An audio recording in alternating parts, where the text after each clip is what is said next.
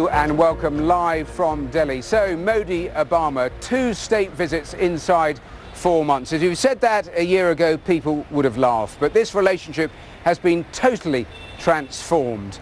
It has been a day full of celebration of national pride, of people and of pictures.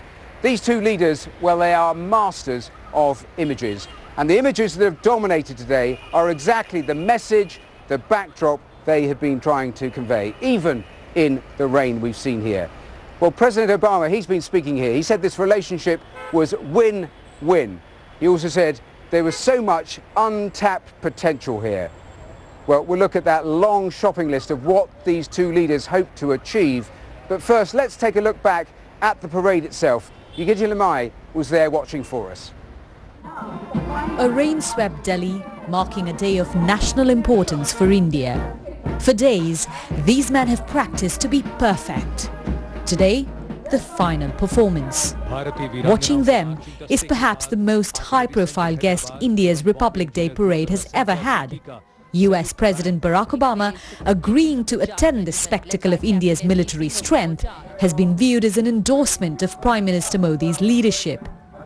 Yesterday, the 2 nations announced a new declaration of friendship.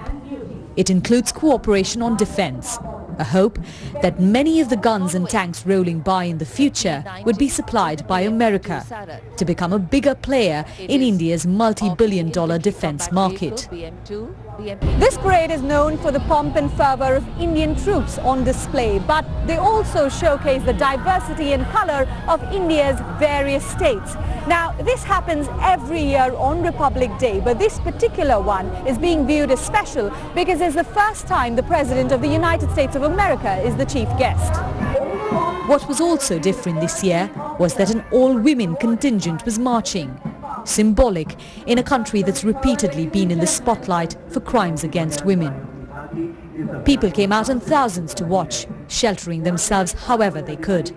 The cold and rain didn't seem to have dampened spirits.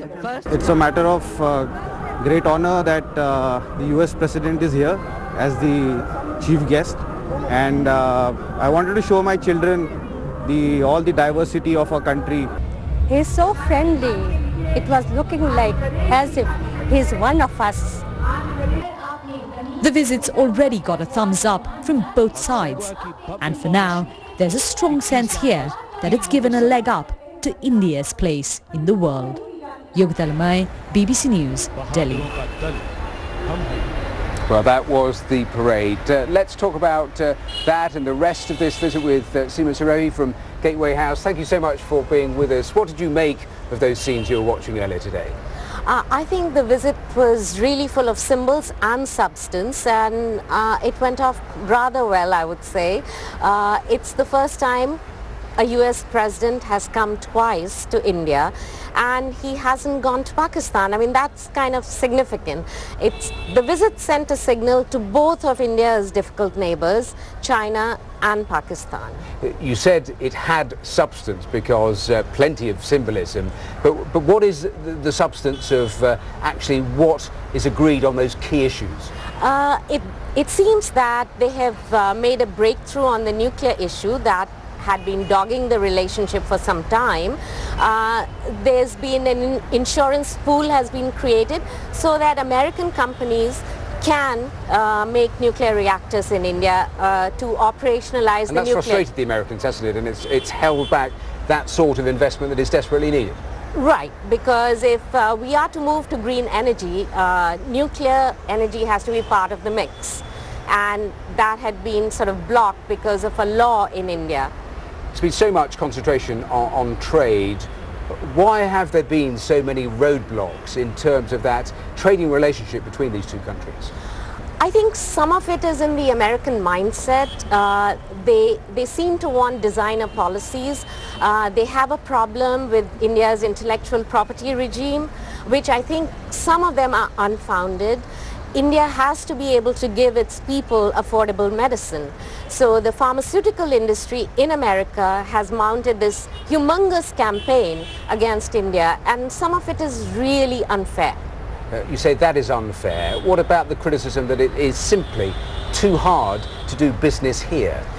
Yes, things have to improve in India in terms of the ease of doing business, and I think the Prime Minister is focused on that. He's trying to remove some of those hurdles, and things are changing. The sentiment about India has changed in the last 6 months. But those massive areas, bureaucracy, corruption, I mean, you say things are changing, but where is the evidence for that?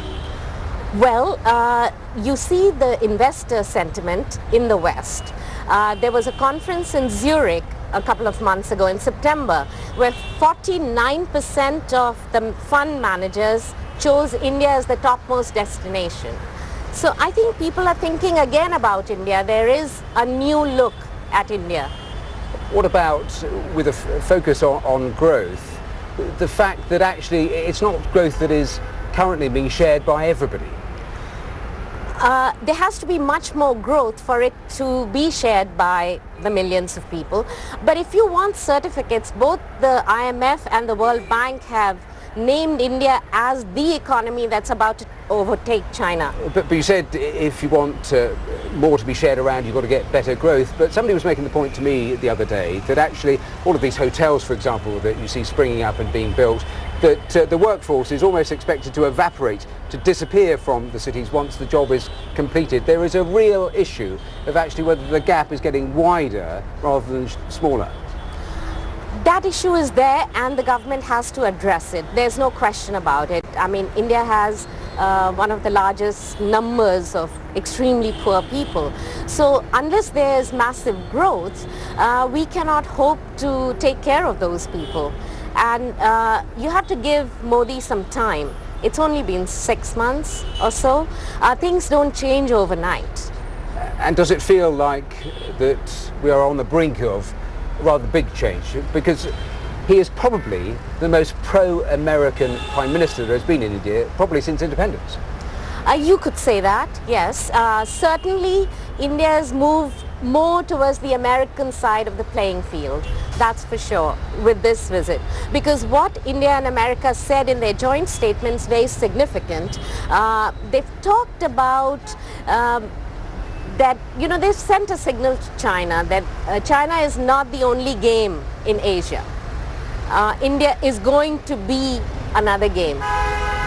Seema Sirohi, thank you so much for those thoughts and being with us here on Global. Well, a whole shopping list, as we were just hearing there, of the sorts of issues that they have been grappling with and trying to make progress on.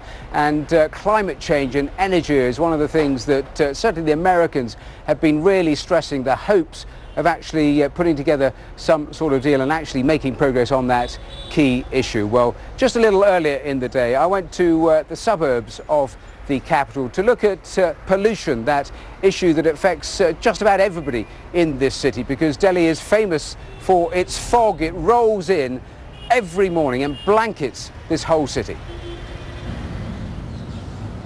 This is Delhi fog, the haze, the pollution that hangs pretty much permanently over the capital. It now ranks as the worst air quality on the planet, even worse than China. When you breathe in, you can genuinely taste the pollution here.